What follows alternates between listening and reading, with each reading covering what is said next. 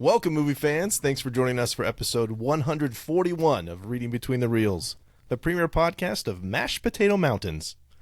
If you're a new listener, we're so glad you found us. And if you've been enjoying the show, please like, follow, and subscribe, and leave us a 5-star review on iTunes or Spotify. You can also support the show by posting on your socials and by joining our Facebook group. I'm Craig Dickinson. I'm joined tonight by my co-hosts. We're together again. This is like twice in a row. This is 3 times in a row. This is exciting. Corey Hutchman, Justin Eldon. What's going on, fellas? We're pretty reliable. We are. This means something. It's so important. That's what's. We're all together. We're all together. It's very important. Fantastic. What have we been watching this week, Justin? Oh, first off, Robin Hood, Prince of Thieves with Kevin Costner. Oh, Craig beautiful. Dared. I know, right? Craig dared challenge how that movie holds up, and I'm like, excuse me, it is a perfect movie, sir. Because that's our thing. Old technology. It still holds up. It holds up. The only thing that maybe a couple times Kevin Costner's accent's not quite right, but we don't know how they spoke back then. We don't have any recordings of what an English accent sounded like. Maybe they were just going for the spectrum. We don't know. Just all over the place? That movie holds up, Craig. You're wrong. Okay. Yeah. So I watched that. I got more to say about other movies. I also watched A Night of the Seven Kingdoms, the Game of Thrones prequel spinoff that was, if you like Game of Thrones, you might like this. If you don't like Game of Thrones, you also might like this, because if Game of Thrones is like rated R, this is like Game of Thrones PG-13. It's more like one person centered and a little more comedic. It felt a little James Gunny at times, maybe a little too James Gunny, but like it always no, not like that. Like it like stopped right before. Okay. I've heard good things. I really liked it. It was enjoyable. I was sad to find out it was a one-off. It was just it was about a short story that George R. R. Martin wrote about that world anyway that they adapted for the screen. So apparently it's just the one season, but I liked it. I thought it was pretty good. And then the other thing that I watched this week was 28 Years Later, Bone Temple. I really want to see it. I want to see that. No spoiler. No, you That's don't. the one from 28 Days, right? Like, this is 28 years. So there's one, though. There's 28 Years Later, and then there's the sequel to 28 Years Later, 28 Days Later.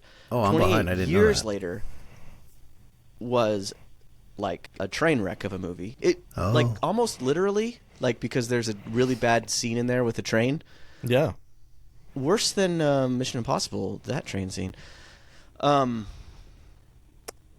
But the good news is the sequel, so the Bone Temple, the one that I saw, if you really like empathizing with giant zombies, and maybe the main character teaching the zombie how to dance and having an emotional connection because they can start saying words. If that is your thing in zombie movies, you know, really coming at it from the zombies' point of view and really caring for the humanity of the zombie, boy, was this a movie for you.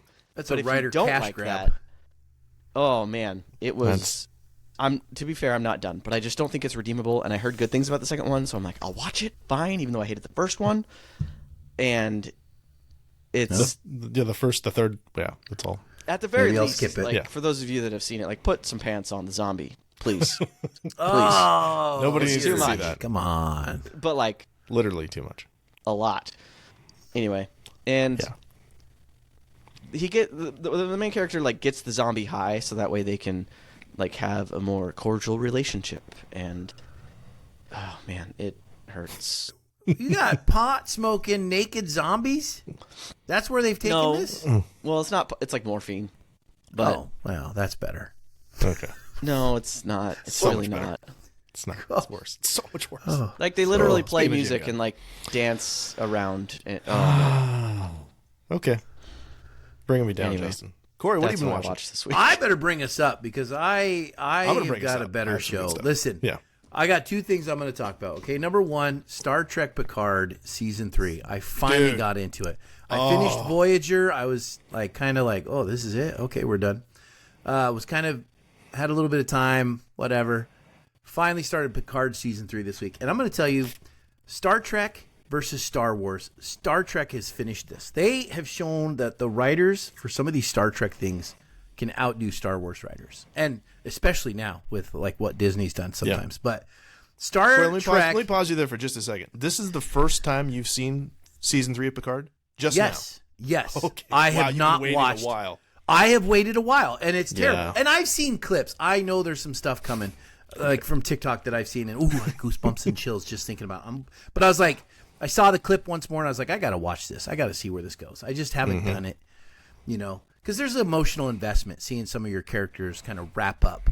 This is the wrap up. There's no more after this, right? With Picard and Riker's going to retire. He's going to be done. So I'm watching the show, and there's a moment in here where Picard or Riker takes control of the captain of the ship, so he's now the captain.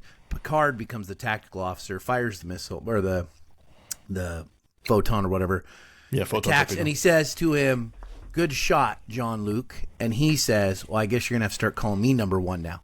And it's such a fan service moment. It's purely a writer moment. The smile, the smirk, the love, the camaraderie, everything thrown back to 1990s generation.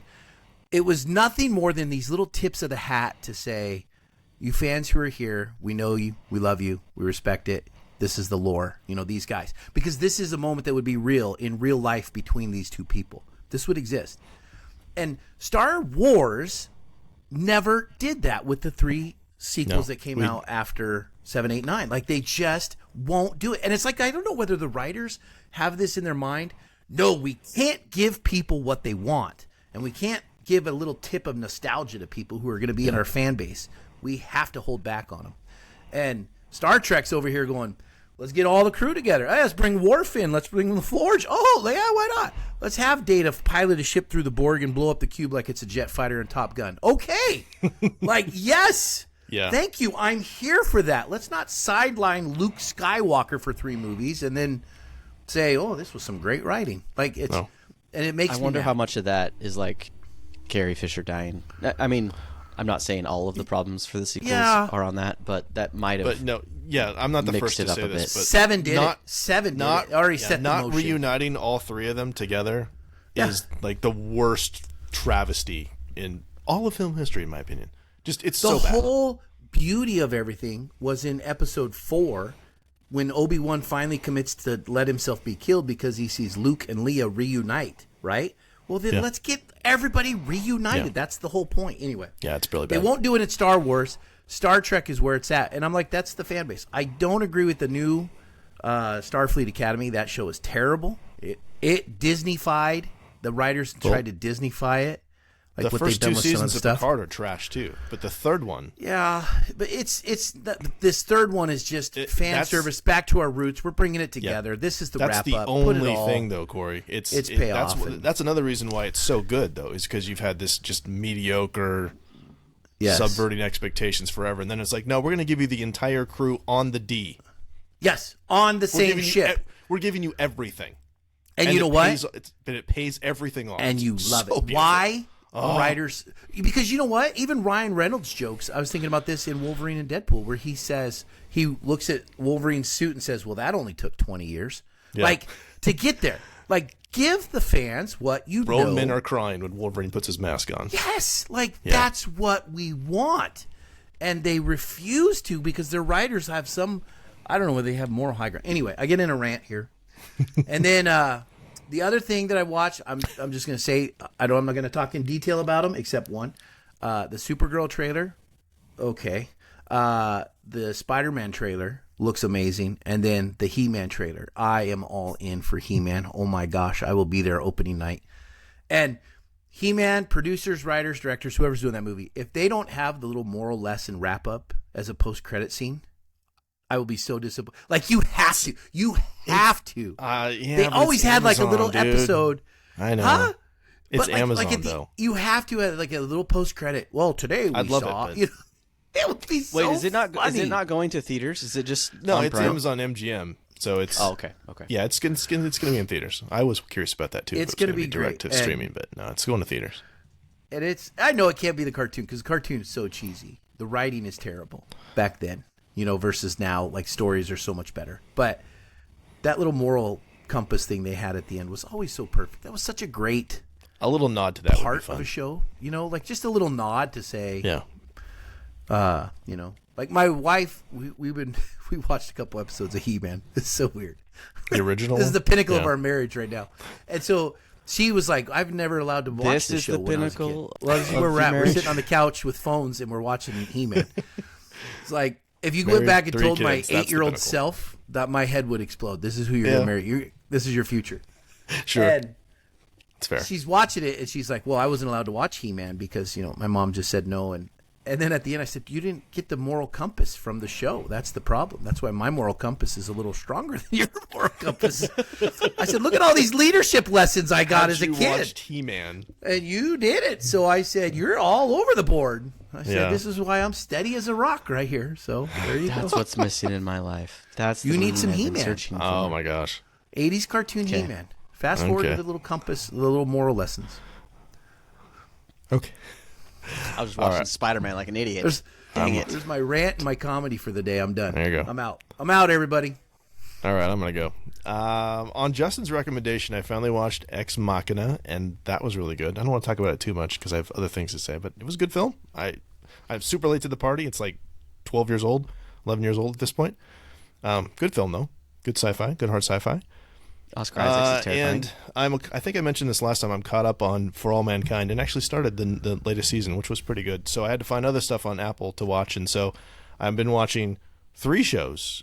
Slow Horses with Gary Oldman, which is like an MI5 kind of spy thriller thing, which is slow burn and very British, but with a kind of quirky sense of humor. And Gary Oldman is amazing and just a piece of trash, horrible person in there, which makes him even better. Hijack, which is exactly what it sounds like with Idris Elba. Watched it for him. Also very British. And then there's only 7 episodes, I think, is all of Pluribus. And so I finished that, and I really enjoyed that. Especially having, through the lens of having watched Breaking Bad and going, oh, we're back in Albuquerque again. So that was kind of fun. But the thing I really want to talk about, and seriously, if you have not yet seen Project Hail Mary, stop listening to us, pause this, and go watch it.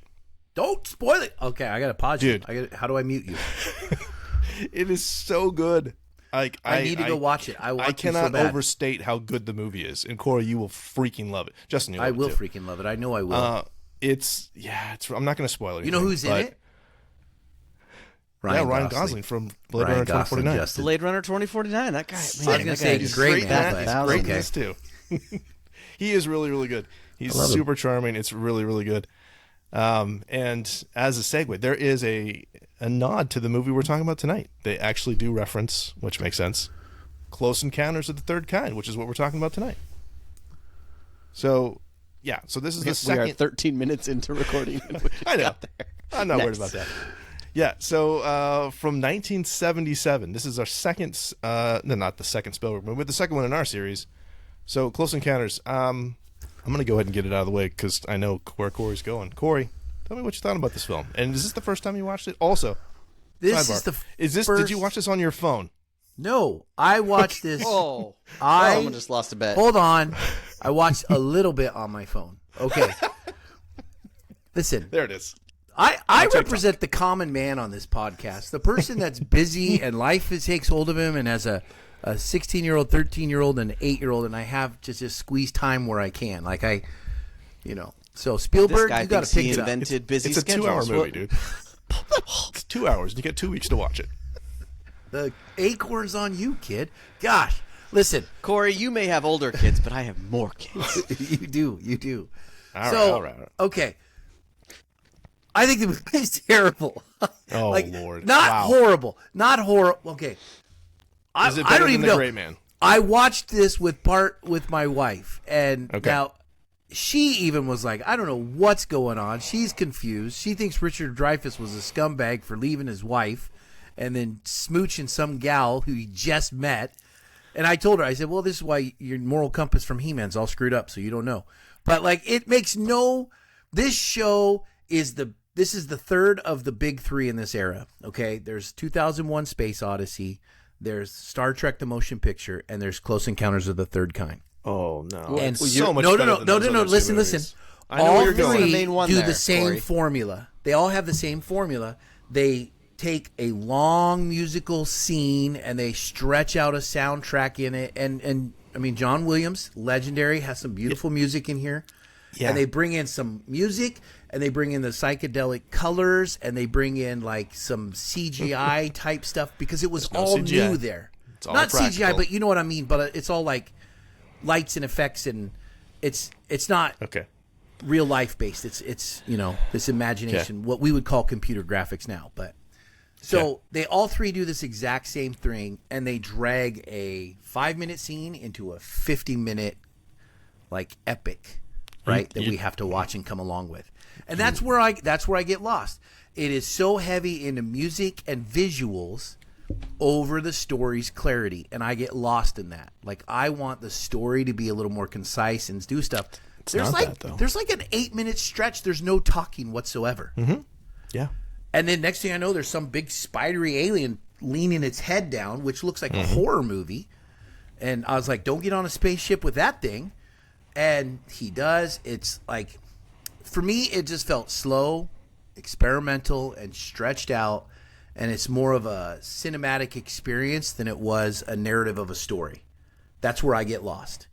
Now, I don't think it's a terrible movie because it's groundbreaking and revolutionary for its time. So it's like, okay, I give you the nod.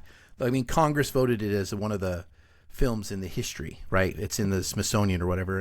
And I've seen the actual capsule in the History Museum, the big spaceship, the mothership. And so it's groundbreaking, but it's just tech showing off for me. And that's where I got lost on the story. I challenge you. Okay. I mean, you're entitled to your opinion. I love that we have hot takes. That's probably going to get clipped, and we'll throw that up there. This is probably my last hot take after this, I guess. I'm sorry. Justin, I think, is more in the middle than me. Go ahead, Justin. I see you're thinking. I'm definitely closer to Corey.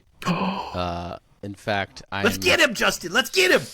Again, this is the first time each of you have seen this movie, right? First viewings? Yeah. Well, I would have fallen asleep any other time. Yeah. I don't know. I guess I'm happy to be convinced otherwise, but basically everything Corey said, like, that's how I was feeling. Why are we taking so long just like zooming in on the facial expressions of random extras over and over and over Because those and people over matter, again? Justin. Why do you not Do care they, about the though? extras? They do. I don't care about them. It's there, and it kind of just Henriksen seemed was like one of those extras. Come on. Like, I think I praised Jaws for some of its extended scenes that newer movies would have cut or, like, done camera changes all throughout, whereas, like, older movies typically will, like, let the emotion settle and set and, like, let you feel it, which I love that. This one did it too much. And thank goodness that those aliens have the same musical instruments on their planet that we do on ours. Well, the trumpets and the trombones. That's so great. How else would we have communicated? Yeah. Whew, glad it really shook out that way. It's math. Come on. Music is math. But the sound is They did it's that still for a our trombone. benefit, dude. They did that for our benefit. Yeah, but We know that. They that did that for Tell our me scene those was little just- things running around like this, like, can do quantum mechanics and space physics to traverse space and time? Sure. You saw the size of their craniums. Come on. Their little fingers were like this? That's there's why they clearly have at the least horse two- one, the big one that has to, like, There's at crane his least neck. Oh, that was the brain bug. models of alien. So The thing Yeah, I keep did going. like about this is we have okay, so it's 1977, right? Or 77. Same year as Star Wars. 77. Mm-hmm. Yeah, same year as Star Wars. You're at, like, a post-Vietnam world. You are at a post-Watergate world. We're at the, like, height of American mistrust of government. Yep. And Very this capitalizes on that, and I thought that was pretty neat. Richard Dreyfuss, who plays Roy, the main character, I thought he was great in this. I also really liked him in Jaws, but I think he really shined here. He felt like your average guy. I did think him kissing that girl at the end was so weird and, like, We'll get to not that. out of character, but it definitely wasn't in his character. Like, he did not show that level of interest in her, I guess, prior. And there was no, like his marriage wasn't over. His wife just left, like, because he went crazy temporarily. Yeah. Like I don't see that as a romantic kiss at all. I don't. I think any kisses on the lips is romantic. I'm going to call that one. 70. Everybody was kissing everybody back then. Whose side are you on, Corey? Come on. What are you doing here? Pick a lane. Yeah. I don't know. The movie certainly had its good parts, but altogether I wasn't super blown away. Especially the Spielberg films I have seen, Jaws, Raiders of the Lost Ark, War of the Worlds, stuff like that. Like those are all bangers. Yeah. So I guess I expected all of his movies to be bangers, and this one was not that. I wondered. Okay. On the thread, I said they can't all be winners, and you liked my comment, and I thought, maybe I have Justin in my corner. Mm-hmm. It's a very different kind of film. It Yes. is a kind of a slower film, for sure. There's no antagonist in this film, really. Right? Wouldn't Unless the you have government be an cover-up. antagonist? The government cover-up, maybe, I guess. I mean, they killed the one guy. No, They he's not gassed dead. him. He's not dead. No, he They went to said- sleep. Yeah, he went to sleep. He was going to wake up with a heck of a headache. I also thought it was hilarious. We're going to outrun the gas? What? Okay. No, I think this is very much kind of just like almost like a fever dream in a lot of ways. You know, like it is like it's very ethereal. There's a lot of mystery, but then there's also you get the payoff, you get the revelation. They show you the actual aliens, and you have this journey that Roy goes on, and he's right. But he's proven right, even though he looked like a crazy person. Don't confuse me by agreeing with me. All that stuff. So I mean, full disclosure, like I watched this film a lot when I was a kid because this is another one of those ones that was like ABC Sunday Night Movie of the Week. I don't know how you missed that, Corey, because we're about the same age. But like this, No, I remember this and Superman being on a lot. Well, Superman's a great movie. That's why. It is So a great movie. I think if this movie was on in the background for me growing up, I would have Yeah. a very different feeling towards Sure. it. But it's been built up over the years so much. Yeah.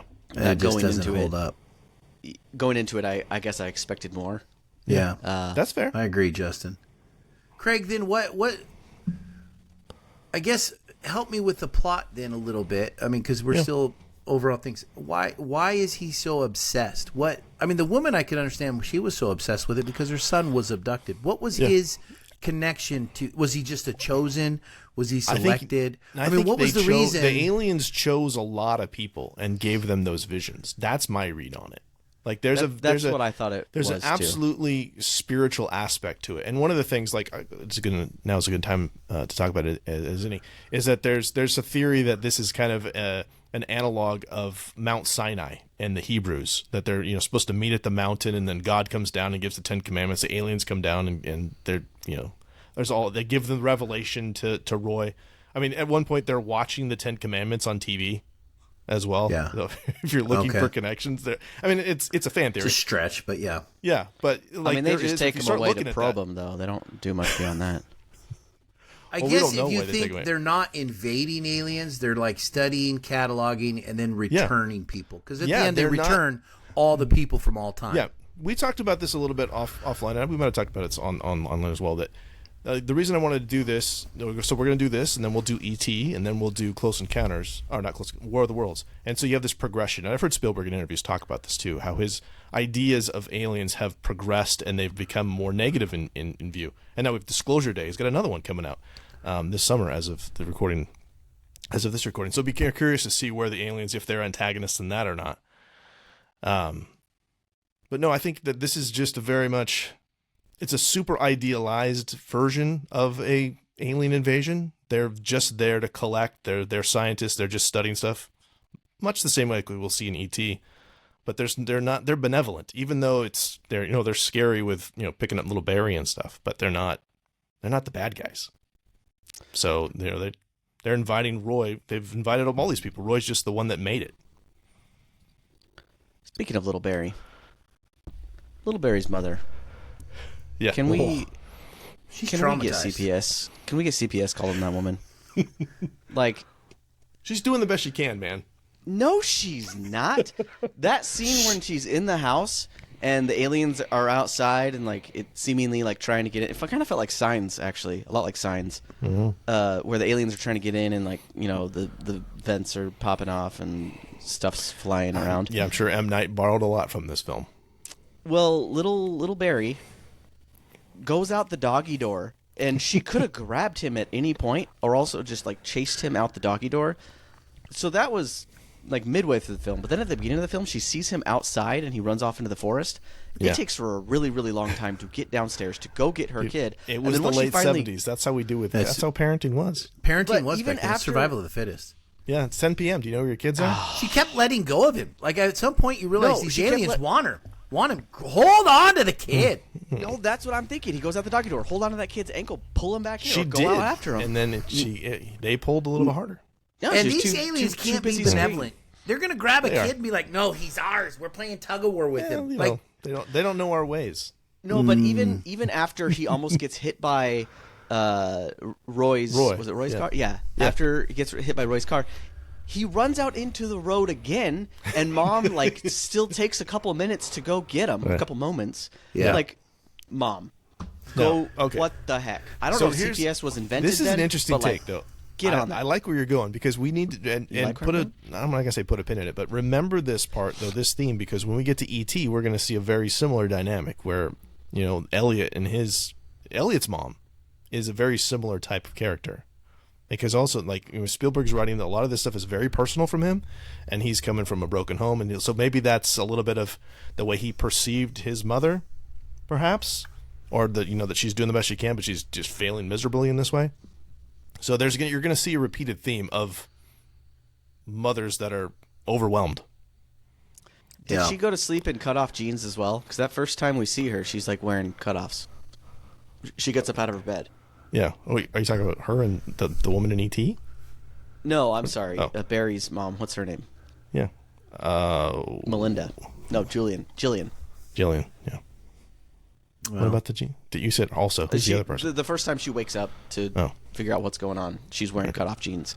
I'm like, are you up partying or what's going on here? Well, let's dig in a little bit and talk about the cinematography. This did win. It won some Oscars. We'll talk about that as we go through, but this won Best Cinematography in 1977. And so let's talk about what some of the things that we liked or thought were interesting: composition, color, camera work. Obviously, we're going to talk about foreground obstruction, I'm assuming. Okay, I'm going to bring up the dreamy look. There were several. Here's the thing. I'm not a fan of the show, but I can appreciate some of the aspects that Spielberg did really well. First off, in the very beginning, it felt very Indiana Jones with the dust storms and all that. I was like, oh my gosh, I'm an Indiana Jones movie right now. Or Indy feels like that, yeah. Yeah. And then, but then there were several moments in the show where I know this is a show with aliens. I know they're going to be in here. I don't get to see them till the very end. That's the payoff, right? In the last 50 minutes, because it took forever. But the thing is, you saw people just like this looking at the camera, and they were looking in awe. And so it constantly made me like almost sit there watching the show and kind of like lean, like, like they're like I was waiting. I need to see what they're seeing. Show me what they're looking at, and it's an engaging aspect to pull the audience into the show that way, to make you go, oh man, what are they looking at when they're looking? They're kind of peeking around, almost as if they're peeking around the audience kind of view, which pulled me in. So I appreciated that. I thought it was well done, and it kind of draws you in. There were a lot of shots in there too. Like I almost kept expecting these random inanimate objects to have more, I guess, like, of a bigger role in the film. Like it would focus on some, like there's a scene where a truck drives up and it just kind of like stops on the headlight of the truck after the truck stops, and it just sits there while other stuff is going on behind the headlight, behind the truck, in like the foreground. And I'm like, why am I looking at this? Why am I looking at this headlight? I've had that pointed out, yeah. What's it gonna do? And there's another one where like a woman is walking, and I think it just shows her like feet. And I'm like, why am I looking at her feet? What's going on? Well, Justin, what does this mean? We got to go back to the lights, because are you talking about the scene he's sitting in his truck, like trying to looking at the map? Is that the scene you're talking about? Yes. And then or is it? Because I thought it was when he pulled up on the hill, but maybe not.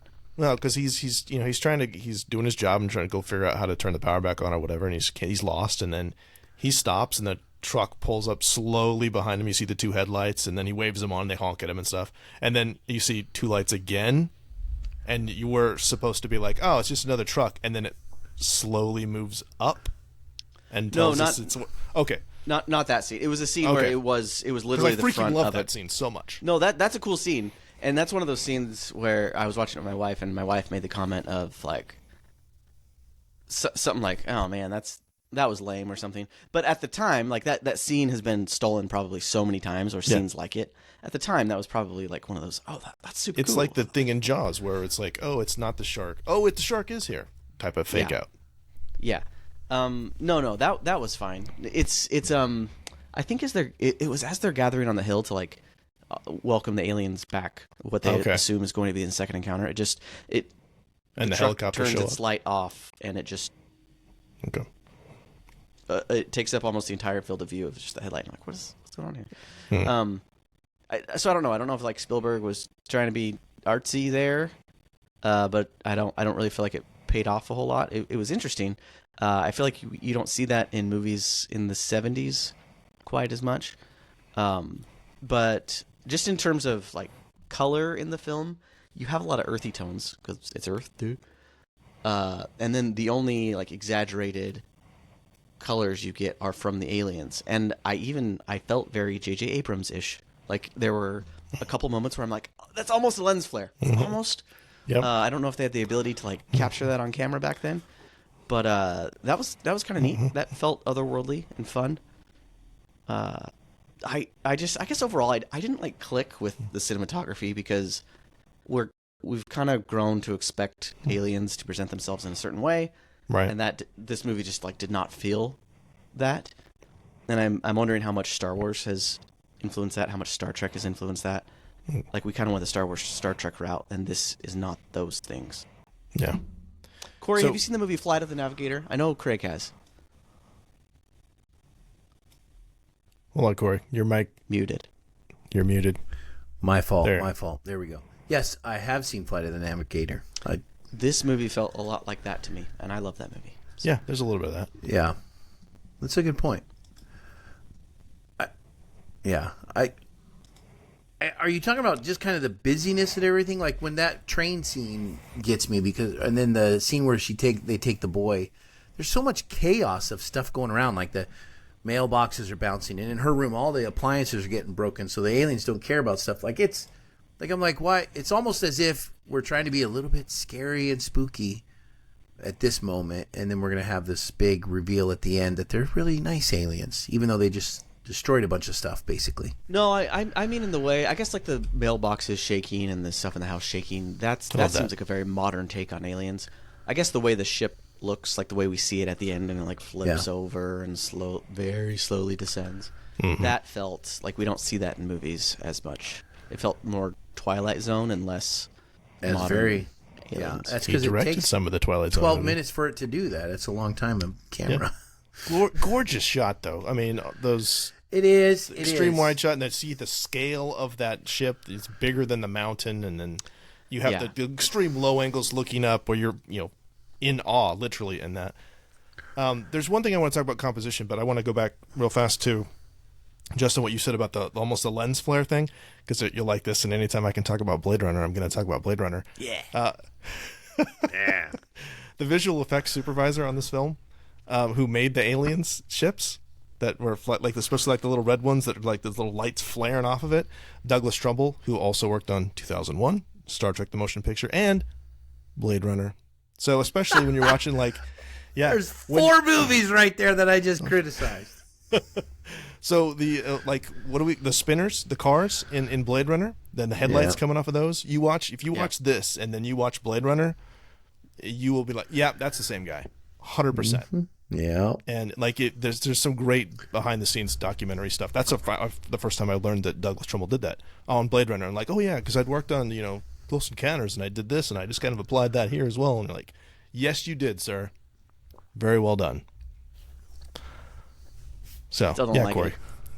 Yeah. I love it. It's so good. It is. Okay, here's the thing I really like. Just okay. In the interrogation scene where so Roy's tried to escape, and then they get him in a room with Lacombe and Laughlin, the French guy Lacombe and Laughlin the map maker guy, and there's this triangle that's beautifully set up where Roy's on the left and Lacombe and Laughlin on the right, and then so that triangle rotates then because it goes shot counter shot, so it still keeps that triangle, which is always fun for me to like point out the triangles things. But then as soon as they ask him about whether or not he had a close encounter, and then they immediately go to this foreground obstruction shot, this really interesting shot where the camera's set up behind the two scientists with Lacombe and Laughlin, and Roy's in the middle, and it's like he's trying to see what they see, and it's so good. It's brilliant. Because we're looking over their shoulders trying to figure out what's happening. Yeah. There were a couple of those triangle shots, and every time I did the Leonardo DiCaprio gif where that, because I'm there like, oh, Craig loves those things. I love it so much. That's a Craig thing. I had a question about the French guy. Actually, it's my wife's question, and I didn't have a good answer. Why make him French? Because you got Francois Truffaut in this movie. It's but cool. Why not have him just be part of the American government? Like the French it's an didn't do international else. thing, dude. That's why. I mean, they go And to all that's those why they locations only landed in America? Well, yeah, because we're American. It's like Doctor Who. It's like, he saves the Earth all the time, but he only ever lands in London. Like, it's just what happens. I just thought it was cool. Why the Frenchmen? But I thought the same thing. Like, it's worldwide now.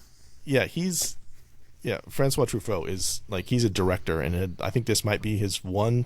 There might be one or two other acting credits. Like, he's a really famous director, and so that might have been a little bit of a, hey, let's put this guy in here because he's cool and I respect him. Yeah. Oh, maybe. That makes sense. I couldn't just think of a story reason. Because, like, and this is a little bit of a. We'll talk about this next time when we do ET. I was doing some research on ET, which again, that's our next episode. So ET, spoiler, loses a ton of Oscars to Gandhi, which is directed by, I can't remember his name off the top of my head. The guy who plays John Hammond in Jurassic Park, though, because he's also a director.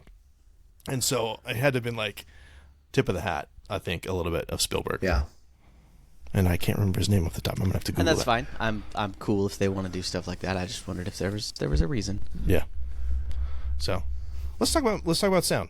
Wait, I got one thing to point out about cinematography. Go ahead. I did, and this was my other thing that I had on here because I'm going to highlight this. I feel like at the end, when the aliens are revealing themselves and you have this big mothership city that flips upside down, and you basically look and you're just like, this is just their city. This is their civilization. Yeah. This is New York flying through space, right?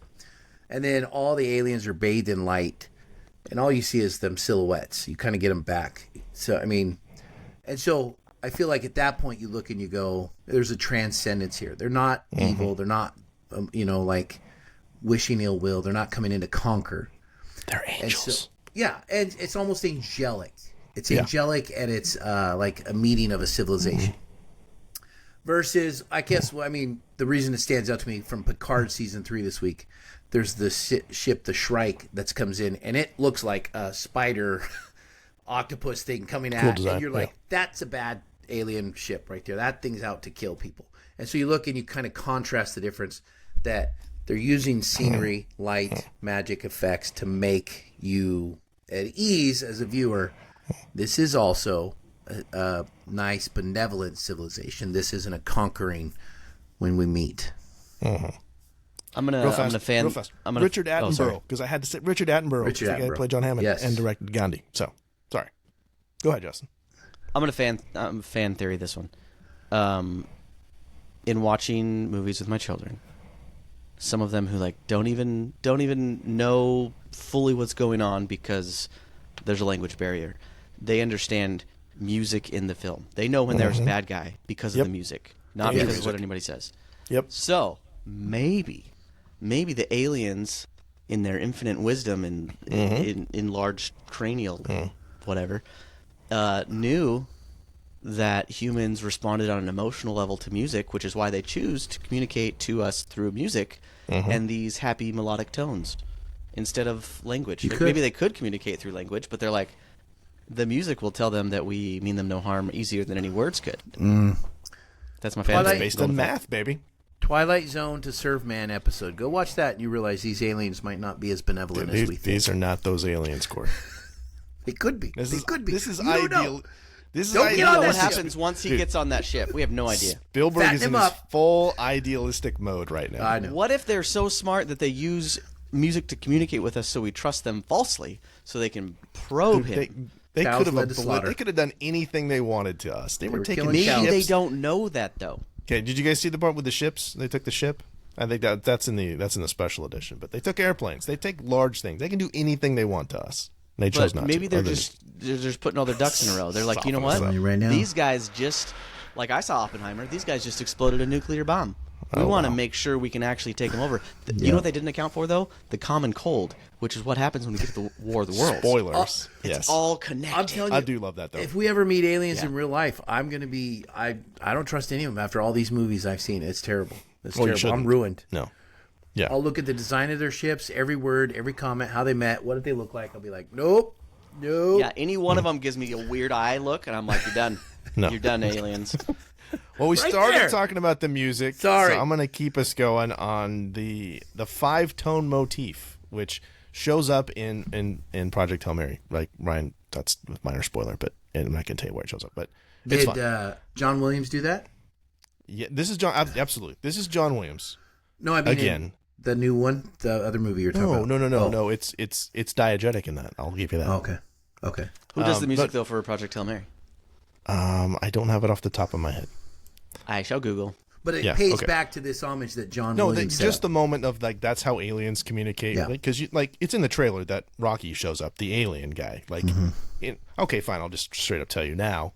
Like one of their first conversations, like he mimics Ryan Gosling's character mimics that, and then Rocky does it back to him, Okay. which is fucking fun. Sorry, okay. it is. This is a family podcast, Craig. It's cool. I'm gonna let that slide. It got us PG-13 rating. We're allowed There you go. 2 more of those. So the 5-tone motif, which is diegetic in this film, you get it sung by the people in India, which is kind of cool, and then of course Yes. it's played. One of my favorite things about this one is that the synthesizer that comes on there and plays it at the end. So it's the vice president of engineering at ARP Instruments, Philip Dodds, who plays that. He was like just meant to just come in and install the unit, and then like, hey, why don't you be in the movie since you already know how to play this thing? yeah. See, that's how I think everyone in that last scene happened. Hey, taking out the trash over there, Mr. Janitor Man? Why don't you just be in the movie? Hey, It's the Michael Jackson common look-alike? man. Just be in the movie. It's That's the what he common did Michael with Jaws Jackson too, looked like. though. So I mean, it makes sense. That's kind of Spielberg's thing early on. Yeah, like that's this. true. We had just seen that where he's I'm bringing fine people- with it, but we just don't need to look at him for 20 minutes. If jeez, let it go, man. Come on. I will say that synthesizer you just talked about, Craig, was very small and kind of cheesy. It looked like one of those little. It was huge. What are you talking tiny about? ones. Well, no, you're thinking of the big 3 keyboard one. That one was bigger. But there Yeah, was I'm one talking that about he the was one at the end. Doing a The smaller dissect. one that was, No, yeah, it was cheaper. But the big old guys. So, what else did I have on that?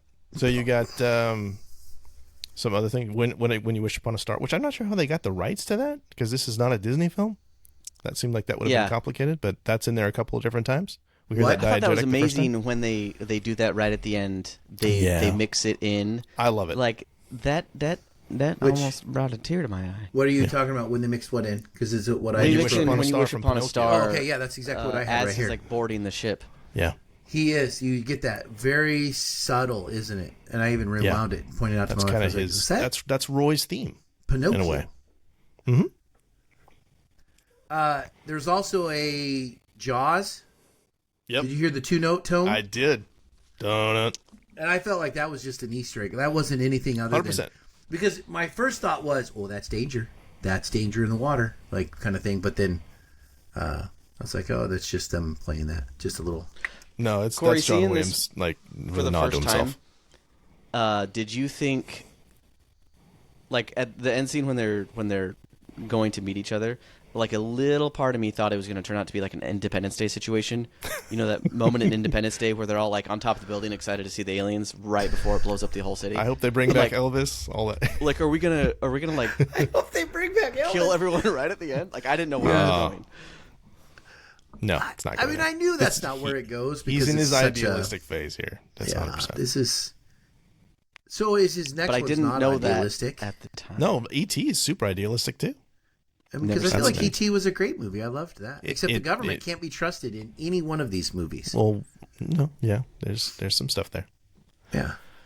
One of my favorite things about this is that John Williams loses the Oscar for this film to himself because Star Wars was the same year.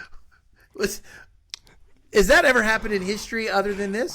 I don't think so. Like that's how John great Williams John gets nominated and John Williams wins it. It's almost like a Chuck Norris fact. Like if he'd ever fight himself, he'd win. Chuck Norris won. Period. Rest in peace, Chuck Norris. Oh, R.P. man. Yeah. Some great sound stuff in this movie though. Like even in the beginning starts off it's silent. You guys notice that opening credits? It's just silent. Yes, It's like it's very very ringing eerie to sound, me. and you start getting the credits. Yeah. I miss long, like my kids get so mad when we watch old movies and there's like the long opening credits. I love long opening Me credits too. in movies. Blade Runner. And like the one I always think back to is Back to the Future, where it's just it's like building the scene and building the character while giving credit to these people. We need long opening credits again. I love it so much. You know, because you get the music, you get like the scene build up, you get characters that get to be created by seeing what they're working on, what they're doing, it just builds, it gives you the movie so much. It's awesome. Without having to spend a significant amount of time in the movie trying to build a story, you kind of set the foundation and the groundwork for this is where we're at and where we're starting. That's a good point. We need to go back to that. I do think. Go ahead, Corey. There's just some intelligence with what you just said too. Is also it in the beginning with that silence in the beginning, because I was very observant of that too. I saw that and I thought, man, that is eerie, like silence. And then to think of all the noises and everything and the chaos that's going on when the aliens show themselves on the train tracks and at her house taking the little boy and then flying away from the cops. All this chaos and everything, you almost feel like, okay, these are bad aliens, which in my head, if we meet aliens, this is how I'm going to think. And then at the end to find out, no, they're benevolent and they're nice and kind. Yeah. Right? Like, it almost is like we set you up to think they're the villains, and then we come back and say, no, they're actually... red light, too, when Barry's getting abducted. The language is music, right? That's literally the only thing we have in common with them at this point is music. And so sound-wise, that's a good build to do that and then to tell that story. Yeah, and just I'm to not build up entirely what you said convinced. about the railroad thing, Corey, where these trucks like freaking out and all the bells ring and all of the railroad crossings, all of that stuff's going off, and then it stops, and then there's just nothing. Yes, but you can literally hear the crickets after. Too. It's such an eerie, beautiful moment. Like, what just happened? Was that real? Yeah. I'm sorry, Justin. I cut you off. Oh, I'm just going to go off into the weeds again here. I'm not entirely convinced they're not evil because they steal a boy. They steal a bunch of guys from World War II and then bring them back like 30 years later. What's that about? That's not cool. And then think about science. Roy Neary. Like, he gets that sunburn after coming in contact with them. Sunburn is from radiation on the skin. Like, that guy has radiation poisoning. That's not going to go well for him. Everyone's fine now, but everyone in that town, they're all going to die a terrible death. Like, I want a sequel to this movie where they go back and they like check the cancer levels because those people are not doing well. You think about, Justin, you bring up a point. You think about those World War II pilots getting off the plane and how sad one guy is. And they're like, what's wrong, Cap? And he's like, I had a date. Like, you just, because he got sucked away, not on his own doing. Americaned him, The Captain America. That's not and cool. now his wife is married to someone else. And his kids are like his age. Yeah. He just missed his whole kid's life. Thanks for 30 years nothing, later. I'm aliens. mad about this. God. I'm benevolent, yes, but maybe a little bit thoughtless. No, it's probably Innocent, in intentional. a way. Innocent, you could say. Here's my Naive. last thing I have for sound. Yes. So, news exposition is oftentimes pretty dumb, and I hate it. But I really like the news exposition in this one because that's how Roy gets to find out what he's been obsessing over.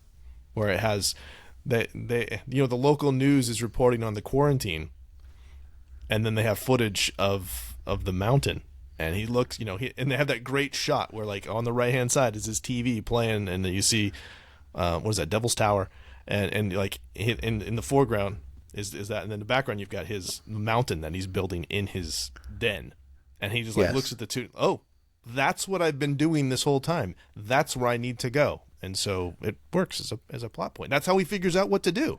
Was Devil's and Tower later not a on they talk tourist about point in the 70s? Was it not a tourist station or a? Well, I think they had to clear a bunch of people out, so there was probably people that already wanted to be there. But when they talk about this too, like the two, like Lacombe and Laughlin talk about this, that they could have been thousands of other people that had the signal sent to them by the aliens, but they couldn't make the connection. Oh, okay. He was only able to make that because he happened to be in that room when that was. And saw that news. He, because he was just like, this is familiar. I know this. But he couldn't place it. He couldn't tell that it was. Could have Googled it if it was 2026, but That's what I said. I said if this movie took place today, we'd be fine. Let's go back to you saying you don't like news exposition. I really like news exposition. I think it's over. It's like slow motion. It can be used, or shaky cam. It can be used effectively, but if it's overused, if it's just sloppy, just like catching us up, like any kind of exposition can be clunky. Like you have to have a You got to do it. You got to do it in a clever way. If you recognize it as exposition, it's bad exposition. Yeah, this was not really exposition. This was like here's the thing that causes the next thing. It's a very good point, and Craig. then this was because this happened. It's like cutting into the scene to kind of catch viewers up to something or give them something that they might not have arrived at yet. So it's like almost as if they're, and so here's the news thing, and we want to point this out and make it very obvious so that the character sees it, but then also the viewer sees it and makes the connection.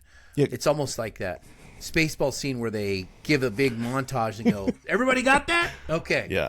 It's like that. Well, that's what this movie does really well, I think, is that this movie does not. It's not an easy watch because it doesn't over-explain at all. Like we know as much as Roy knows. Like we're not even sure that the gas leak is or whatever is fake until Roy is sure. We assume that it is, but we don't know because we don't get to see that. We get to see some of the government stuff cover up, but not so much. Really, we're kind of I don't think it's to the point until the government agents take off their mask after the helicopter flies away. Right. That you're like, oh, okay, it is fake. Very clearly letting us know. Yeah, that's a good moment too. Yeah. That scene. Sorry, we were talking about the scene where he's like building that stuff in his living room. That whole scene where he is like gathering stuff from the neighborhood and like throwing it into his window. That was like a 20-minute scene. I really liked that scene. It's not that was. I thought it was so funny, and like immediately, I think what does he throw in? I think he throws in a brick first. He throws in a bunch of bricks through the plants. The very first thing he throws in, my wife turns to me and is like, "I would divorce you in a second." And I'm like, "Yeah, like, I don't blame you. We don't like messes." Little kids here. like, "Can I throw dirt in my window next?" I will say, once he built that tower, I immediately said to my wife, I was like, "Oh, that's the Devil's Tower." Like I knew what it was at that point. Nice. I was like, again. I didn't need no news exposition for that.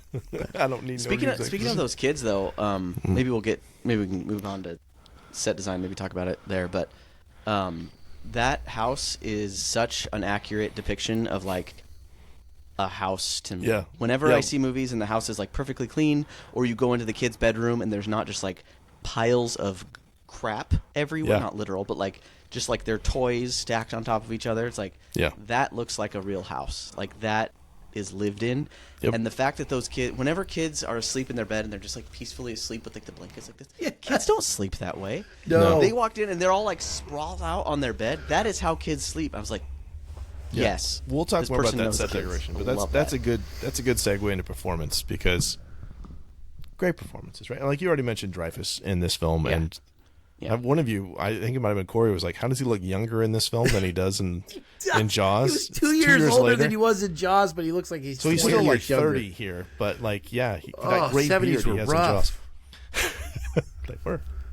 So dialogue. I mean, I had some dialogue I thought was pretty great. Do you guys have lines of dialogue that you pulled out from this film, especially on the first I do. I need to. I can't find the line. I wrote it down and I can't find it now. Yeah, Corey, you but go, it's and then I'll go, and then Justin. Oh, are you ready, Justin? Go. Yeah. Oh, I'm sorry. I didn't know. Oh, I thought you were saying I need some time, but if you gotta go. No, if maybe you can help me find it. There's the scene where he's mad at the guy that gets mad at him for stopping in the middle of the road.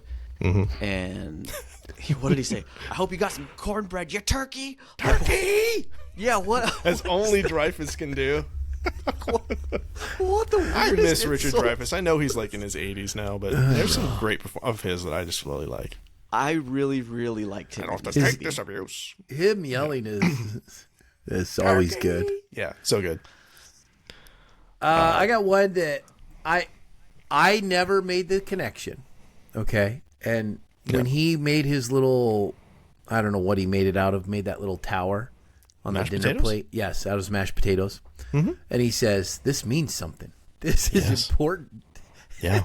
And at first you're watching, you're like, "Okay, you have lost your rocker. Okay, that's just what the heck's wrong with you." As you're supposed to. As you're supposed to. But I also, there's a Weird Al movie called UHF, and in that Weird Al it mocks, like it not mock, it spoofs, parodies a lot of these shows. You finally get that joke. And I never understood that joke was a throwback to Close Encounters. He just did. He built his mashed potatoes, and he goes, "This means something. That was like important." a 15-year-old joke when that came. It was. And it was a 15-year-old joke. And I think I was 15 when that movie came out. And I was like, I don't get it. What's that? I never understood. Potatoes. Not all Weird Al jokes land, kind of thing. And to find out now, I'm like, oh my gosh, I know where he got the Venn that. diagram of like our listeners that have seen that Weird Al movie and remember this movie well enough to know that scene. Yeah. For those people watching, those are like this. They're separate. I just pulled in like those all don't these overlap. different movies, and Nice. they're like the search history for this is just amazing. All right. Here's my first one, and I love, because again, there's no bad guys in this movie. Not really. Because if there was a bad guy, Laughlin would be the bad guy. That's and Lacombe would be the bad guy. He's in charge. Well, He's and the French guy. government's not really the bad guy because I don't think there's any point where the government is like, we're going to use this for weapons. No, Like, but they're so- just trying to figure out what's going on. Would They're they tell both the trying to people convince- afterwards? That would. Yeah, so they're both trying to convince. This is after they dealt with Dreyfus, and they're both trying to convince the army guy, like, we got to, like, this. We're handling this wrong. And Laughlin says, "We didn't choose this place. We didn't choose these people. They were invited." And then Lacombe says, "They belong here more than we." Yeah. So was a that good line. again hammered home that, like, yeah, that, like, we're facilitating this. We're not in charge. That makes sense to me because it's like at the end, all of a sudden they're embracing him. Like, here, go get this special jumpsuit on and go ahead, get in line. Well, what's your name? What's your birth date? What's your blood type? And then they get him in line, and I'm like, what the heck? Why is he all of a sudden so important? And 'Cause the they aliens picked realize he's been picked from the aliens He's the to only be one here. that got picked. Yeah. I do feel bad for all the other guys in like those special suits though that got Love those bust suits. down there. They're probably like super trained. They practiced marching in They all unison had and glasses. like, moving their He did. Those clipboards sweet at the same time. glasses, all that Sweet thing. glasses and like probably spent years of academy training wasted. And then like some rando with sideburns like gets chosen. Some good Sweaty. sideburns, though. And then the little alien fingers come up and they're all like, oh, like this too. I was weirded out by that. But They're still, picking- but he was chosen at that point. Like, because Yeah. of that. He was like the significant one. And he's There's a couple Neo. scenes with those little aliens too where like they're supposed to be backlit, so I think you're just supposed to see their silhouette and not them. But there's a couple scenes where you can see them, and the costume is not They're a little rough. right, and No, their that eyes part are just hasn't like, aged too "Bruh." well. Yeah. It's weird and creepy. It'll get much better in the next film. Yeah. All right, I got another quote I loved. Yep. Is the farmer that makes the comment in the field where they're all witnessing like the things flying around, and he goes, "They could fly rings around the moon, but we're years ahead of them on the highway." And I love that comment because I was just like, wait a minute. These things are just doing loops and flying off and He's doing all not this. wrong. And he's not wrong. It's like they could fly rings around the moon, but we're Is that a years line? He's ahead right. of them on the highway. Like, we still got it. You don't know. You haven't been to their planet. No, but it's like there's a No, I little know. bit of arrogance in that comment. Yeah, like, it's pretty as great. humanity, we're going, yeah, but we still got you here. Yeah. My next one is I have I don't even know if you guys have even names. I just have support leader as the guy who says it, and he says, and they're looking at the returnees, especially the pilots, and he says they haven't even aged. Einstein was right. The guy's like, Einstein was probably one of them. That's a good point. Love that one. I saw that quote. I like you brought up 10 Commandments earlier, but that line where he's, everybody to bed, no way, Dad, or everyone to bed, no way, Dad. Said we could finish watching 10 Commandments, and he says that movie is 4 hours long. Or she said, I told you they can only watch 5 commandments. That's good. That's shorthand. That's beautiful. Love it so much. So you guys, what did you think about the hand signs for the tones? Because I think I that's cool. wasn't sure how that connected. Why do we there's need all- the hand signs and the tones? Well, it's going back to just like the math of all this stuff. Like you can translate it into different things because yes, it's the tones, but the tones mean something. That's what I'm taking from that. Yeah. Because the tones Okay. have already been translated into those hand signals that Kodali or Kodali, I'm not sure how to pronounce it, is the guy who did that. I mean, they hand those off. We had that one kind of weird briefing, like in Yeah. that giant room with just a handful of guys, and they hand it, here's the placard, here's the signs, and then they play it.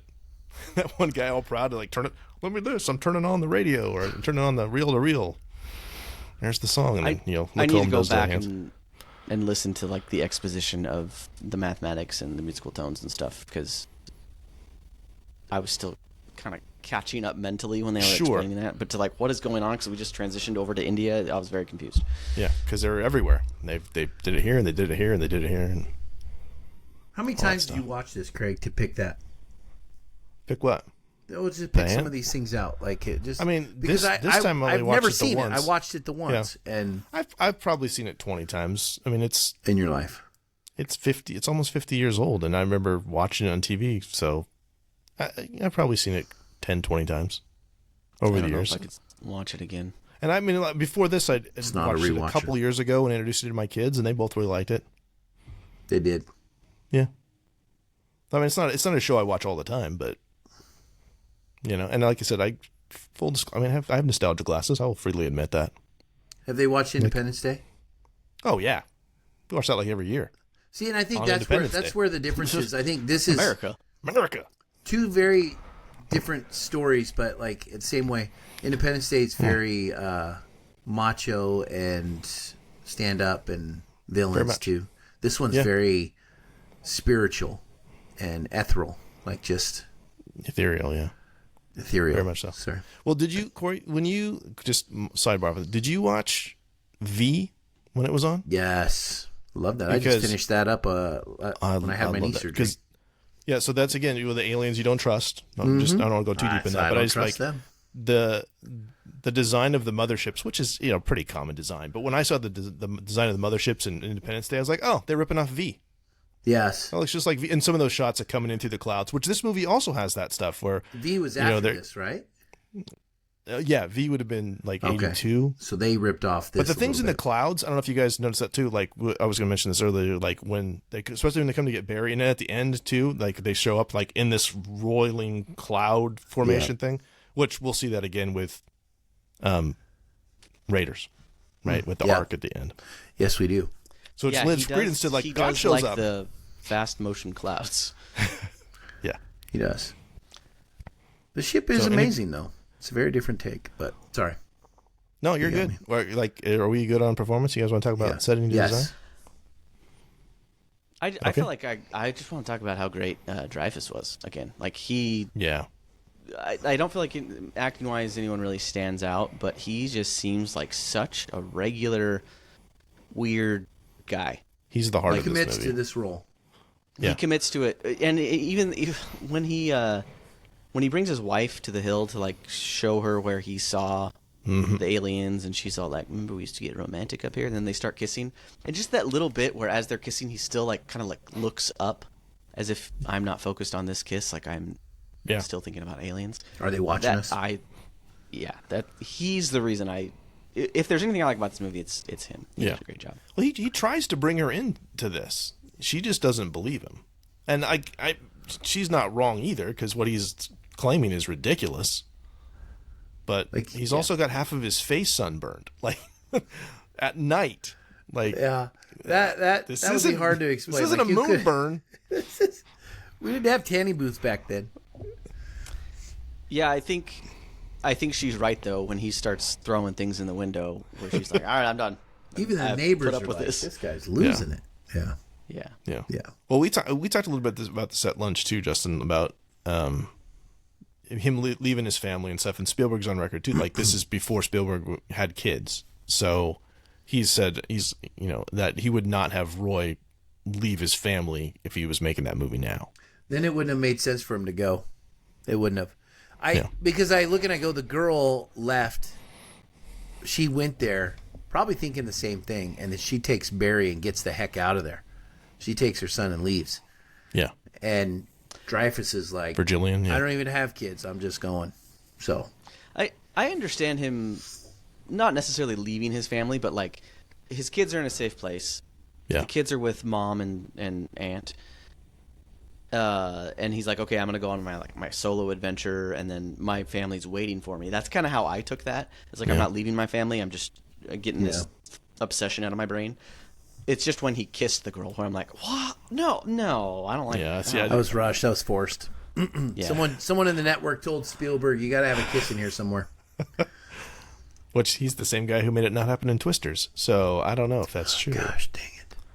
So, kiss from the aliens. That would have been cool. No, but like you think about like Roy's he's in an impossible place because his wife does not believe him, and she's never going to, unless he takes her physically there. But he can't deny what's happening to him either. Like I get the feeling like it's not just like a mild obsession. Like he is compelled, for lack of a better word. He has I choice. think the aliens are doing something to him. Yeah, And her too. and Jillian too. Because she's all of them. She just that lost were- her son. Nothing Well, says romance like mutual psychological. No, I think breakdown. that's why she can't stop drawing it.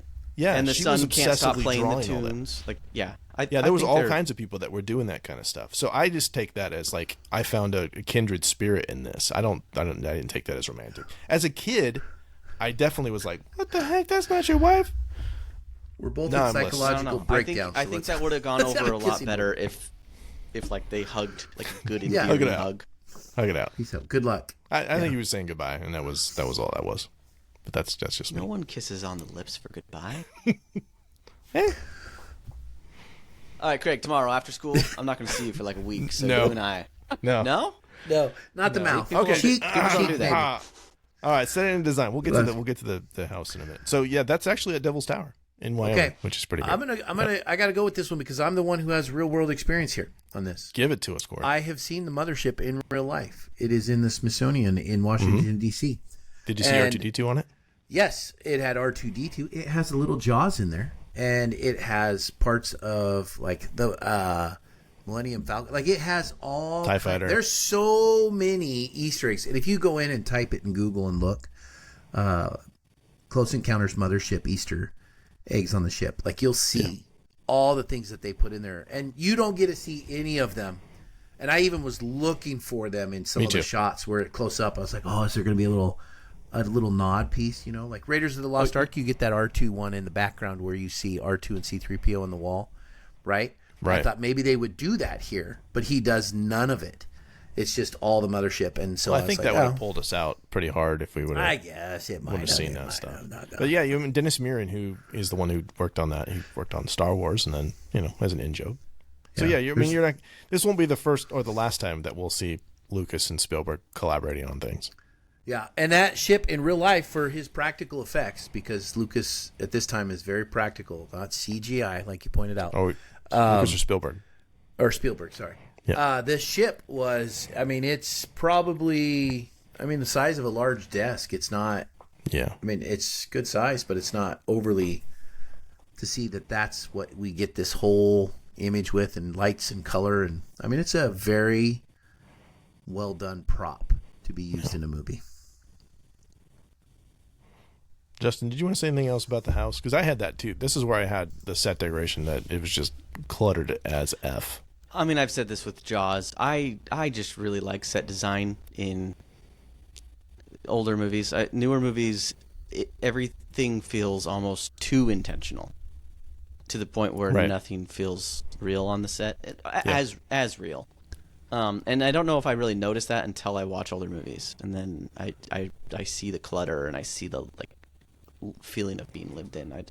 I really enjoy that. Yeah. Just generally too, with like the hair and the makeup as well. Mm-hmm. Not everyone's dressed to the nines. Part of that might just be like the 70s and kind of the style. Some of it is, yeah. Those sideburns. Glad that's gone.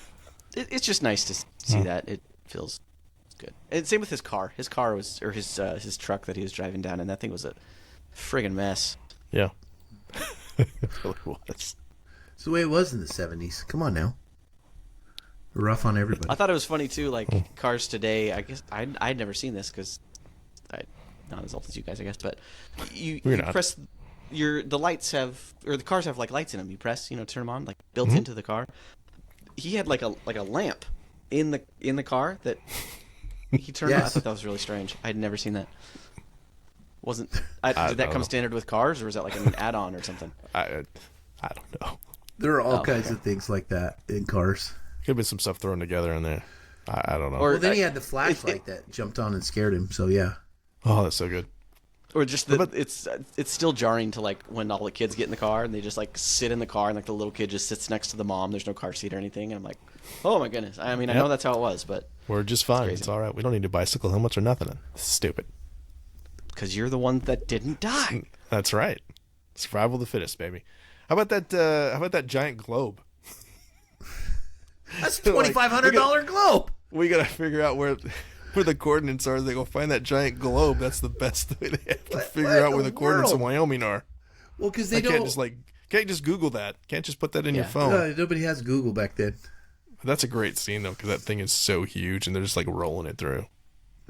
Desperate. I laughed at the idea that the guy made a comment that cost $2,500 because I was like, well, how big is that globe back then? That's like $50,000 compared to today. Yeah. I wonder if directors feel like today that it's harder to write movies like suspense or mystery movies because so many problems are just so easily solved by a quick Google search. Yeah. So I wonder if anytime you write a movie like this, or you write a suspense or mystery or whatever, if you're like, you know what, boys, we got to like set this thing in the past because if we set it today, this is like, I'm fine with it. Set the movie in the past. I'm fine with it. Yeah, no, I like it, but I just wonder if that's an issue that modern directors deal with. Thinking of Ice Cube's War of the Worlds, where he solves that whole thing by sitting in his office and on Zoom calls. No, that. No, I don't want to see people running around analog style. That was just a big old long Amazon ad trying to get you to sign up for Prime. Yeah. But yeah, real locations for this thing though. Even like the house is real. The house is a lot of it was in Alabama. I'm assuming it was cheaper to film in Alabama. So Barry's house was in Alabama, and Roy's house was in Mobile, and some stuff in California though. Obviously, some stuff in Burbank because they were filmed out on set. They really did go to the Devil's Tower too. Yep. The toll booth is in San Pedro. The Sonora Desert is in California. Also the Dumont Dunes and. Yeah, but they did film the India stuff in Mumbai, so they went to India for that part. That's really strange. I feel like you could have done that pretty easily without going to India. Like you could have gotten any Vegas desert place. But then you got to bring in all the Indians. Because that's the thing. To kind of transition a little bit into, we talked about this a lot though with characters and stuff. There's a ton of just like random actors in this film. It feels like it's just like Jaws did in a lot of ways. You got a point. It feels like almost like a documentary. There's just like random guys who don't even have names, like credited names. Yeah, and we see them for like one scene. No, that it feels very natural. It doesn't feel forced at all, and it feels like we're kind of getting behind the scenes looks at lots of little stuff because it could have just followed Roy the whole time, but they give us. Hey, here's us figuring out, the globe thing, like we just talked about. Like all those guys, not a single actor in there other than, Bob Balaban playing Laughlin and the French guy, Truffaut. We don't recognize any of those guys. Who are those guys? They're not actors. Just like regular dudes, which kind of lends to the realism of the film too. You're not like, oh, I've seen that guy. That's the guy that's in the thing. Nope. It just, that's this guy. That's the real guy, apparently. I mean, I feel like I'm going to be saying this a lot with this upcoming series that we're doing on Spielberg, but that's the other thing I like about older movies is you don't have like all this emotional baggage tied to the actors. Mm-hmm. I mean, as much, but like today you watch a movie and every single person in the movie, you're like, oh, it's the guy from that thing, and this is the guy from that thing, and this is the guy from that thing. Oh, and this guy starred in this, and this. IMDb the whole time. Yeah. IMDb the whole time. You see Ryan Gosling in a movie, and you kind of know what his character is going to be because he's Ryan Gosling, and maybe there's a variation of Ryan Gosling or, whatever. But this you don't. Older movies you don't get that because the people are relatively unknown, so you don't really know what direction they're going to take the character. Yeah. Okay, I agree. So, did you guys see? So, Dreyfuss obviously is greatness. Did you guys see like some of the other people that were considered or tried out for this film? No, I did not. So Steve McQueen was the first choice. I don't think I've ever seen Steve McQueen in anything, but McQueen didn't really like the script and said he couldn't cry on cue, so he didn't want to do it. But some other people that turned down the part: James Caan, Dustin Hoffman, Pacino, Gene Hackman. Gene Hackman would have been good in this too. De Niro. Yeah. I mean, like every 70s era actor. Jack Nicholson declined. Like Jack Nicholson, that would have been weird. I'm going to tell you this. I can't see any one of those actors in this role. I could see Hackman. Maybe Hackman. Hackman does every man really well. Yeah. Nicholson, I would have been like, that's like, this is before The Shining, which Justin has not seen The Shining. So that would have gone like the whole obsession thing a whole other way. I could also see Pacino. Yeah. I could see him in there. I don't think it would have been great, but yeah. No. I could see Hoffman or James Caan as well. Because you point out when Richard Dreyfuss yells about the truck, when he yells at him about the turkey. Turkey! Richard Dreyfuss yells. It doesn't have an angry tone. It's very comedic. No. He just doesn't pull off the angry, unhinged person well. Gene Hackman would have come across a little more unhinged. Yeah. Like, I've seen him angry in a lot of good movies, and he does. He seems almost mean a little bit. Yeah.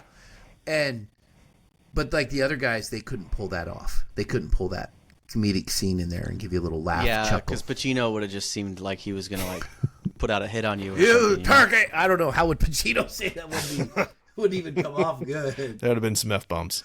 Yeah. Who would you... Okay, so if this was recast today for just that role, Ryan Gosling. who would be the everyman? No, he's too pretty. No. Pedro Pascal. I was gonna say probably. Like who has the slight bit of comedic timing, but also like the frantic, frazzled feeling of an everyman. Like Glenn Powell. Stop it. He's too handsome. Glenn Powell. Ryan Gosling. He can do anything. No, these guys are they're leading. Guys. Like I don't know if we have a guy who's just everyman. Maybe that's why Pedro Pascal gets so many roles. No, actually, honestly, he's not too handsome. You know who could do it? John Krasinski. There you go. John Krasinski. Nah, he's too ripped now. He could do it though. I could see John Krasinski do this. Nah. Okay. This is gonna. I feel like we didn't come. Ryan Reynolds. It's gonna bug me now. Steve Carell, which No. is good. Somebody else from The Office. Oh, Steve Carell. Rainn I Wilson. could kind of see him. I can see Wilson. no. Rainn You're just saying Office Wilson. actors now. Yes, I am. All right. All right. Moving on. Schwarzenegger. The wonderful Terry Garr playing. I love Terry Garr. She's great. Everybody loved Terry Garr in the 70s. She was the best thing ever. She's pretty great as Ronnie, Roy's wife. Long-suffering Ronnie. Janice was watching with this me, and she goes, "That's Phoebe's mom," is what she yelled. It's true. So. That is Phoebe's mom. Justin, do you even know what we're talking about? You look puzzled. Sorry, I'm still looking at everyman actors. Oh. Go for it. Hey, Mitch, what's that guy's name? Woody Harrelson? Woody Harrelson. He's a little old at this point, though. Younger one? Little younger. 10 years ago. Yep. I'm just going to shoot through these here. Let's see. Adam Driver. Driver could absolutely do Ooh, Driver could absolutely do That's this. who I'm casting here, Adam Driver. it. Okay. All right. Sorry. Let's see. Melinda Dillon as Jillian. Bob Balaban, who's usually funny, as David Laughlin. Yeah. We talked about Francois Truffaut as Claude Lacombe, the French guy. Oh, here you go. It says, I had this in my notes. The UFO expert Jacques Vallée served as a real-life model for Lacombe. So there you go. That's why he's French. He's based on a real dude. Oh, okay. There you go. Well, thank you. Oh, from the beginning, I forgot to tell you this. Did you guys hear that NASA reportedly sent a 20-page letter to Spielberg telling him the releasing the film was dangerous? And like when he was in pre-production, and then he was like, "That's why I'm going to make this happen because I need to." Why? What was their reasoning? This was like he was telling 20 stuff years people after weren't supposed to Roswell. know. I don't know. What? No, but this was after they went to the moon and they saw Dark of the Moon Transformers on the other side of the thing over there. And I'm just saying, it all ties. You can't trust. Doggone it. There you go. Plays You know, right Corey, into it. every time you bring up Transformers, I feel the need to bring up Blade Runner 5 times. This is like a Hydra You guys have situation. already cut off brought one up head Blade and, Runner 5 times. I had to slip Optimus Prime Blade Runner's in so here good. once. Here's a couple other things. Kerry Guffey plays Barry. I don't think he's been in anything else. He was 3 when he was cast. He's a good I saw a actor. thing that said that kid, Stanley Kubrick, wanted him for The Shining because of this role, and he was I can see that. unavailable. Yeah. Yeah, that kid did pretty well. Corey, did you catch Lance Henriksen in this? Lance Hendrickson, which one was he? That he apparently he's credited as Robert, but he doesn't have. I think he has like one speaking line. He's at the end with the when the UFO lands. Just briefly the in there. guy Lance from Henriksen. that movie. What was he in? Several things. Movie. What Lots was he of things in? with James Cameron. He's Bishop from Aliens. Yes, there we go. Yeah. Wasn't he but also my in favorite- Blade Runner? No. Oh, sorry. Who's the guy from? Oh, that's Rutger Hauer. Never mind. Matt Sorry, Damon. Matt Matt Damon. Damon. would be- He would also do well in this role. yeah, he does good. Every Carl Weathers Sorry, is I'm in this still. movie. Carl Weathers He had a would do good. cameo. Yes, Carl he was Weathers, that little yeah. agent. Which is There's a it's funny. soldier Like guy. this is post Rocky. This is after Rocky, and he doesn't even have a name, and he's in it for like a tiny. Like, is he just like a big fan of Spielberg? Or Is he just Aliens? on set and they're like, "Hey, you." I mean, he's totally effective. But I'm like, I have to was that can't be Carl Weathers, can it? That's it's Carl only- Weathers. It's Carl Weathers. Rest in peace, Carl Weathers. Another great one. Okay. Is this Hero's Journey? Kinda. Is there a real return from the classic loop? No, I mean, go away? it's- I mean, No. well, that could be Disclosure Day if he comes back. Like, They're not connected. That's what I'm thinking. What if Disclosure Day comes out and it shows this and World of Worlds and not. Disclosure Day? It's a trilogy. It's not Hero's NET. Journey. No. Yeah, and then they're But going it to is- wrap in Star Wars because they it is a aliens journey are in Star Wars. it For is sure. a call to adventure. It is a Yes? call to adventure, and it has a revelation. So in a sense, it is. But he has to sacrifice his family and whatnot. I mean, You could it call doesn't that. fit. Yeah. It's not the monomyth, but Yeah, is there really like a crossing of the threshold and Not death of really. a mentor? And yeah, not really. we don't have to get too far in that. I just said well, world building. Like it's pretty grounded.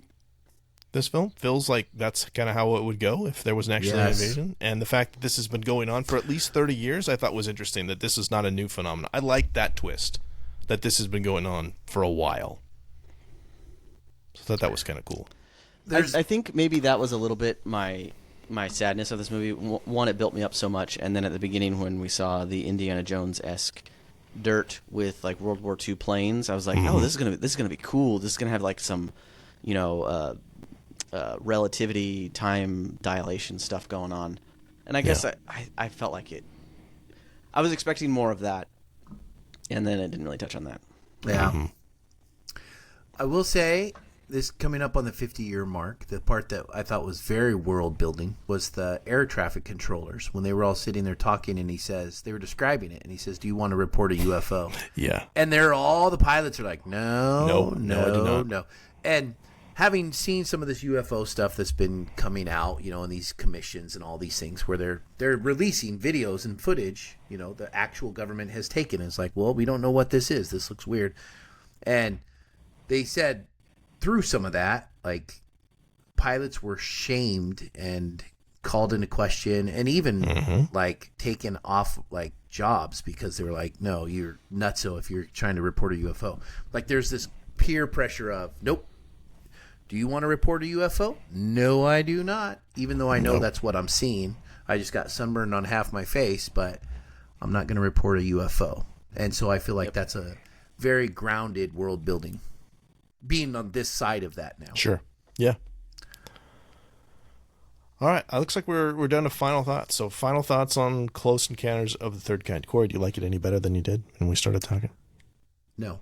Oh, I mean, yeah. Like I appreciate Steven Spielberg. I mean, this is an amazing tale, right? He does a great job with this. Is his skill and his talent that's beyond. I mean, other people could have done this and flopped it even worse, right?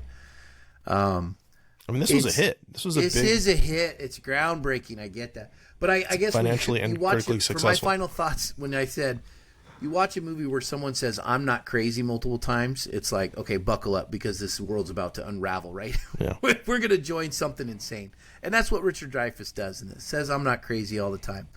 But like I said early, it's 2001 Space Odyssey, Star Trek the Motion Picture, Close Encounters of the Third Kind. They're all the exact same in my mind. They're a very visually cool story at the time, groundbreaking, but narratively they're messy for me. They're just they're entertaining to see in a visual tale, but they're not necessarily, it's debatable about the strength of the story and the tale. And I think I get lost in some... It just shows how far we've come in storytelling and writing from 50 years ago to today. It's very different in what we consider groundbreaking, revolutionary for these type of stories. Justin. I appreciate it for what it is, but I don't like it. That's fine. No, and I said this kind of about Jaws. Like I like that it's kind of it's capturing things as they were in the 70s and the general sentiment of people and how they dressed and how they acted, or at least how actors think they acted. So in that sense, it's kind of cool that it's a time capsule of sorts. It has definitely some great parts. I think the score was really great. Dreyfuss is really great, obviously. Yeah, but just overall, like I didn't really connect with the movie. Mm-hmm. I found myself bored throughout most of it. But yeah, I don't know. I feel the same, I guess, as when we started. No, that's totally fine. I'll probably never watch this movie again. Is it a rewatchable movie? Is it because Craig's seen it not 30 really times because it was rewatchable always movie. on every Saturday? So yeah, It's like once every I feel couple like of years. movies back then were a little bit different. Like now, yes, I mean, like if a movie's on TV, it's like background noise, right? And you can watch a movie over and over and over again as background noise. That's how I saw Ghostbusters. I've seen Ghostbusters so many times because it was just on TV. But now there's no, like, if you go to a TV, like your watch is now intentional. You're not just flipping through channels. You're like, I know I'm going to watch, for the most part. Yeah. You know, you're binging something. So I miss things just being on in the background. And you can kind of like soft launch a movie for you a little bit. I And get- I point get to that. build That it is into brilliant. you, and that just doesn't happen anymore. Yeah. that's a brilliant take on it. So Well, thank you, Corey. I have a question for both of you guys, because I think there is some validity to what you're saying. Like movies have changed since the 70s. I think there's something to that. Not in a But- bad way necessarily. No. I don't think you mean that, because like they're like, if you watch something from the 40s, like you watch Maltese Falcon, it's a slow burn, but it's great. But you got to be invested that way. But what I'm wondering is, you guys have both seen Arrival, right? Denis Villeneuve. Mm-hmm. Because to me, this feels like that feels like a descendant of this film in a lot of ways. Yeah, why have we not Because talked about that? that is also a very slow burn where like nothing really happens other than like the discovery. Like that's what the movie's about, right? It's about trying to figure out what they're saying to us, and then obviously you got the time thing and all that stuff. And I'm not trying to like to me. I feel I look at that movie and like that's a spiritual successor to this film, to that whole like we're just in awe of what's going on, and it's really about the discovery, and where there's not really an antagonist per se. I mean, there's people, good and bad people, whatever. We got to do. There's a time we got to figure this out before we get blown up or whatever. But the aliens are not the bad people. You know what it is? That So. Close Encounters, like to compare those two movies, Craig, 'cause I know exactly what it is. Arrival, at the end, when you find out, no, this is them in the future. Like this is, like you get this whole aspect, this layer of the onion revealed at the end. It's not just that the aliens are here; it's what they represent in the future and all these things, and time travel and all this viewing, right? It's this Arrival. You get all that. It's an onion, but with Close Encounters, it's all building to this alien coming out, and we know that. And then at the end, we get there, and then that's the end of the story. We're dropped off. Had we got something more after this, then you could peel it open like an onion. But that's where the writing today is. We can't just stop here. We have to give you more layers and a It's reveal. kind of and like, I think- like this walked so that movie can run. Yes. I think sometimes for me too is like my judge of is it a good movie sometimes goes down to like its rewatchability or its ability to like stick with me. Like, am I going to ponder this movie afterwards? And with Arrival, it does, because you at the end you find out I have to watch it again the immediately. reveal, then you have to watch it again. And it's like The Sixth Sense, where you're like, oh, he was dead the whole time. And let me rewatch the movie for clues. Spoilers. Or like Tenet. Oh my goodness, I watched that movie 20 times. I still don't understand it. Or like Blade Runner 2049. Nah, that movie's just great. It's just so Beautiful, good. falling asleep. Anyway, I just don't. The rewatchability of this movie is low, which factors into my love of a movie. I totally get it. Now I'm just looking down here at some of my other notes, and so there's a lot of people that really liked this film. A lot of prominent directors, and it makes sense as I look through this list. So Stanley Kubrick, who directed 2001: A Space Odyssey, really likes this film, Corey. But so does Denis Villeneuve. So I'm sure as he's making Arrival, he's like aping some of the things or remembering back when he was a kid and watched that film. Nolan also really likes this film. Sure. So it makes a lot of sense that some of those. Yeah. Well, and there's a lot of connections between Arrival and Blade Runner 2049 as well. Right? Isn't the guy that did the set design for Arrival? I think the was same it guy? Are you talking about the cinematography or the set design? Because I think did Deakins do both of those? I think No, I check think it's might be both. I don't know. check, Anyway, check the cinematography though. I think Roger Deakins did. I know he did 2049. See if he did Arrival as well. I think he did. While you're doing that, I'm just going to mention a couple other things. Like you guys know, I made sure we talked about it's the theatrical edition that we looked at. There is a special edition which was released in '80, and this one you can see the inside of the mothership. It's on YouTube. Don't bother. It's dumb. Spielberg hated it, but it was like he got more money to do it, and so he did it. And then and there's a director's cut that was later released, and he cut that out. The only other thing of note, I think, in the director's cut, and it was also in the special edition, is that they actually they go to the desert, and there's a boat out there as well that the aliens caught and dropped off later. And I'm kind of the opinion, and I said this in Jaws too, of the scariest thing is what we can imagine. So like the less you show the monster, the better. So showing the ship in my mind is like no, that bad. I even wish we saw the aliens less than we did in this movie. Oh, I agree. I feel like there was too much intermingling, but I guess it wasn't supposed to be scary. But one looked pretty dang creepy, man. Yeah. Did he do? He did that one. That one ruined me as a kid. If I saw did Roger Deakins do Arrival? I'm checking here real fast. He did 1917. He did not do Arrival. I thought he did. Okay, I lied. I misremembered that. My bad. Okay. Well, that's okay. Okay, so the last couple things I have. So it was nominated for 8 Oscars, and the list is kind of funny. Like it lost Best Director to Woody Allen because Annie Hall won. Like I've not seen Annie Hall, but because it won Best Picture over Star Wars, like I hate that film. Like that's stupid. Like nobody cares that we're coming up on the 50th anniversary of Annie Hall. Like I'm sorry. Like you guys missed that. If Missed the the boat on that Oscars one. made sense, there'd be a lot of different. Well, that's winners. all of it. So it lost. Yeah. It was nominated Best Supporting Actress. So the lady that played Jillian. Yeah, but the Oscars aren't there to test. I know. No, cultural they're not supposed to. impact throughout No, they're time. not. I know. It's just kind of funny. How would you know? So when we get to E.T., Jillian got a Best Supporting Actress. Melinda Dillon got a nomination. She lost to Vanessa Redgrave. And then, like we talked about before, Best Score, John Williams lost to himself for Star Wars. And this is where it starts getting funny. Best Sound, lost to Star Wars. Best Art Direction or Production Design, lost to Star Wars. Best Film Editing, lost to Star Wars. Best Visual Effects, lost to Star Wars.